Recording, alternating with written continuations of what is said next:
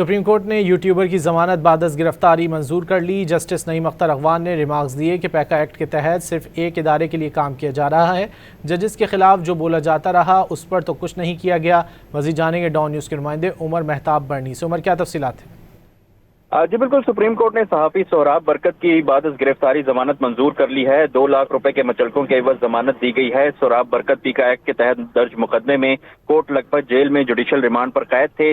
Justice نعیم اختر افغان اور justice میاں گل حسن اورنگزیب نے سہراب برکت کی ضمانت کی درخواست پر سماعت کی۔ دوران سماعت جسٹس نعیم اختر افغان نے ریمارکس دیے کہ ہم نے 302 میں بھی ضمانتیں دی ہیں، اس میں سزائے موت تو نہیں ہے۔ انہوں نے استفسار کیا کہ اس وقت پاکستان میں کتنے یوٹیوب چینل چل رہے ہیں اور کہا کہ سہراب برکت نے تو انٹرویو کے دوران کچھ نہیں بولا، جس نے بولا وہ ہمارے سامنے نہیں ہے۔ مزید کہا کہ پیکا ایکٹ کے تحت صرف ایک ادارے کے لیے کام کیا جا رہا ہے، جبکہ ججز کے خلاف جو بولا جاتا رہا ہے اس پر تو کچھ نہیں کیا گیا۔ انہوں نے یہ بھی ریمارکس دیے کہ 2018 میں RTS نہ بیٹھتا تو آج ہمیں 5th جنریشن کا سامنا نہ کرنا پڑتا، اور کہا کہ ہم سہراب برکت کو بری تو نہیں کر رہے، آپ سزا دلوا دینا۔ عدالت نے ٹرائل کے سٹیج سے متعلق استفسار کیا تو وکیل سہراب برکت بیرسٹر سعد رسول نے بتایا کہ مرکزی ملزم صنم جاوید ہیں اور انہیں شامل تفتیش نہیں کیا گیا۔ چالان جمع کروا دیا گیا ہے مگر ہمیں چالان تک رسائی نہیں دی گئی، فرد جرم بھی عائد نہیں ہوئی اور باقاعدہ ٹرائل شروع نہیں ہوا۔ اس پر جسٹس نعیم اختر افغان نے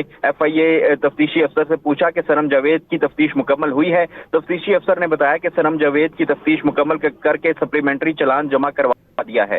جی بہت شکریہ عمر مہتاب برنی ان تفصیلات کے لیے۔